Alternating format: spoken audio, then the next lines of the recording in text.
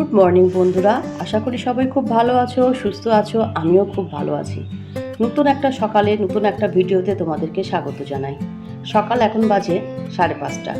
5:30 থেকেই আমি আমার ভিডিওটা শুরু করলাম। একেবারে বাইরে চলে এলাম, বাইরের প্রাকৃতিক সৌন্দর্যটা তোমাদেরকে একটু দেখালাম।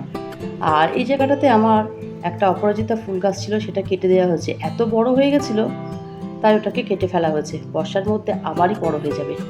ঘরে এসে ছেলেদেরকে টিফিন তৈরি করে দিলাম।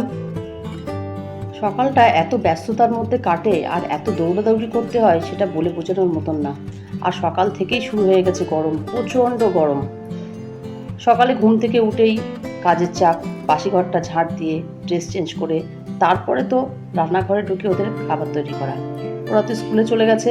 কিছু জামা কাপড় ছিল, সেগুলো ধুয়ে মেলে দিয়ে দিলাম। আর সবজি ঝিঙে, কাটি কচু, কাঁচা লঙ্কা আর আছে মুগ ডাল, এগুলোই আজকে আনা হয়েছে।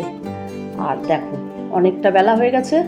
মানে সকালের ব্রেকফাস্ট, পান্তা ভাত, পেঁয়াজ, শুকনো লঙ্কা, কাঁচা লঙ্কা, সর্ষের তেল দিয়ে খাওয়া হবে। তোমরা কে কে পান্তা ভাত খেতে পছন্দ করো আমাকে অবশ্যই জানিও।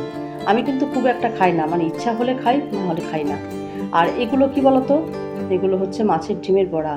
এইভাবেই কেটে কেটে আমি ঝোলের মধ্যে দিয়ে দেবো, মানে বেগুন আলু দিয়ে মাছের ডিমের বড়া হবে। সকাল থেকে রান্না পর্যন্ত অনেক বাসন জমে গেছিলো, সেগুলোই এখন মেজে ঘষে নিচ্ছি। কারণ এগুলো যদি মেজে না রাখি অনেকটা জমে যাবে। রান্না বান্না হয়ে গেছে, তাই রান্নাঘরটাও তো পরিষ্কার করতে হবে। তার আগে বাসনগুলো মেজে রেডি করে নিলাম। রান্না বান্না তো হয়ে গেল, এবার চলো রান্নাটা দেখিয়ে নিই। ভাত তো আছেই, আর আছে আলু ভাজা, আর তার সঙ্গে ডাল। আর এটা হচ্ছে বেগুন গাটি কচু দিয়ে মাছের ডিমের বড়ার ঝোল। বিকাল হয়ে গেছে, আম কেটে নিলাম, সবাই মিলে একটু আম খেয়ে নিলাম। একসঙ্গে বসেই সবাই আমটা খাবো, অনেকগুলোই আম কেটেছি। সন্ধ্যা ঠিক বলবো না, এখন বাজে রাত 9টার সময় আমি কিছুটা জামা কাপড় ছিল, সেগুলোই ভাঁজ করতে বসেছি। আর রিচু পড়ছে, আর আয়ান কেমন আজকে যেন মনে হলো খুব টায়ার্ড হয়ে গেছে, তাই ওকে একটু পড়িয়ে নিয়েই খাইয়ে ঘুম পাড়িয়ে দিয়েছি। এত ঘুম পেয়ে গেছিলো যে আজকে বই হাতে করতেই পারছিল না। যাই হোক, পরীক্ষা চলছে, একটু পড়িয়ে নিলাম। অন্যদিন তো পড়া থাকে, দুপুরবেলা তো ঘুমানোও হয় না, আর সেই অভ্যাসটাও নেইও যে দুপুরবেলা ঘুমাবে। ওই জন্য আজকে ঘুমিয়ে পড়েছে।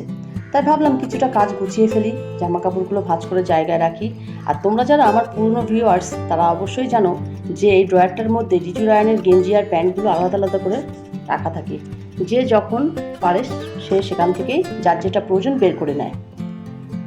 জামা কাপড় তো গুছিয়ে নিলাম, এবার বাদ বাকি যে জামা কাপড় আছে সেগুলোও গুছিয়ে নেব। যেগুলো কাচার হবে সেগুলো বাইরে রেখে আসবো।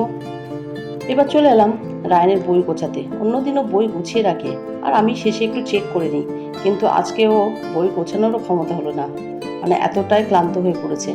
তাই ভাবলাম বইটা গুছিয়ে নিই, এখন একটু সময় আছে। এরপর তো আবার রুটি করতে হবে, মানে ডিনারের ব্যবস্থা করতে হবে। তাই ঘরের কাজগুলো সমস্ত কিছু গুছিয়ে রেখেই যাব। আমাদের মেয়েদের কত কাজ বলো, সারাদিন এটা সেটা করতেই আছি, মানে বিশ্রাম বলে কিছু নেই। কখনো বসে থাকতে পারি না, যখন যে কাজটা দেখি তখন সেই কাজটাই করে নিই।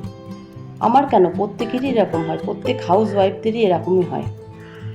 যারা একদম পুরোপুরি হাউস ওয়াইফ তাদের ক্ষেত্রে কিন্তু এটাই হয়। আরও যদি একার সংসার হয় তাহলে তো কোনো কথাই নেই। এদিকে দেখো রায়ান ঘুমিয়ে পড়েছে, মশারি টাঙিয়ে দিয়েছি, ঘরটা পুরো গুছিয়ে নিয়ে ব্যাগটাও রেডি করে দিয়েছি। এবার চলো যাই রান্নাঘরে কিছুটা কাজও গুছিয়ে ফেলেছি। আটা মাখা হয়ে গেছে, এদিকে দুধটাও গরম করতে দিয়ে দিয়েছি। এবার রুটি করব, তারপরে তো খাওয়া দাওয়া। রুটির সঙ্গে কী আছে অবশ্যই তোমাদেরকে দেখাবো। চলো এবার বলি, যে সকল দিদিভাইরা আমাকে কমেন্ট করেছে তাদের নামগুলো বলি।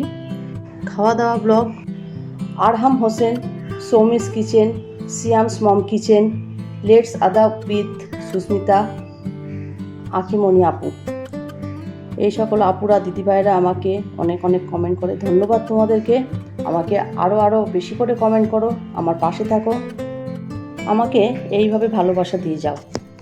আর যে সকল দিদিভাইরা এখনও আমার ভিডিও দেখে উঠতে পারোনি, তারা অবশ্যই আমার ভিডিও দেখো। তোমাদের নামগুলো আমি আমার ভিডিওতে উল্লেখ করব। আর যদি ভিডিওটা ভালো লেগে থাকে অবশ্যই একটা করে লাইক করে দিও, সাবস্ক্রাইব করো, সবাইকে শেয়ার করো। কারণ তোমাদের লাইক, শেয়ার আর কমেন্টের জন্যই আমার ভিডিওটা অনেকটা দূর এগিয়ে যেতে পারবে। রুটি আর ডিম ভুজিয়া তো হয়েই গেল। এবার দেখো কাঁচা লঙ্কা এনেছিল সকালবেলা, সেগুলো ফ্রিজে রাখতে হবে, তাই কাঁচা লঙ্কার বোটাগুলো ছাড়িয়ে ফ্রিজে রেখে দেবো। রুটি রেডি করে নিয়েছি, কিন্তু কেউ খেতে আসছে না, তাই ভাবলাম এই কাজটা করে নিই। খাওয়া দাওয়া কমপ্লিট হয়ে গেছে, সমস্ত কাজ গুছিয়ে নিয়েছি, রান্নাঘর পরিষ্কার হয়ে গেছে। আজ তাহলে এই পর্যন্ত।